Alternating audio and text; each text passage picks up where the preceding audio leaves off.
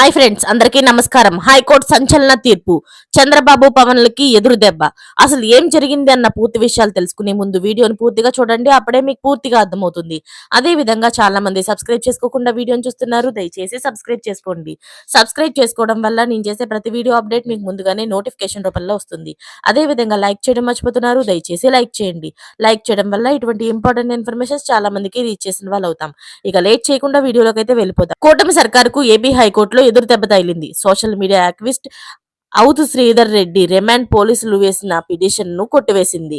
అయితే తక్షణమే ఆయన్ని విడుదల చేయాలని ఆదేశిస్తూ పోలీసుల తీరుపైన తీవ్ర అసహనం వ్యక్తం చేసింది. శ్రీధర్ రెడ్డి అరెస్టులో పోలీసులు అత్యుత్సాహం చూపిస్తున్నారన్న న్యాయస్థానం రిమాండ్ విధించిన కింది కోర్టు తీర్పును కూడా తప్పుపట్టింది.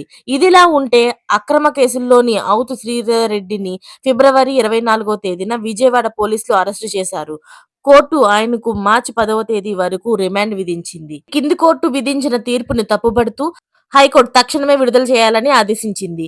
ఇది నిజంగానే కూటమి ప్రభుత్వానికి ఎదురుదెబ్బని చెప్పుకోవచ్చు. మరిన్ని లేటెస్ట్ అప్డేట్స్ కోసం ఛానల్ ని సబ్స్క్రైబ్ చేసుకోండి. Thanks for watching friends.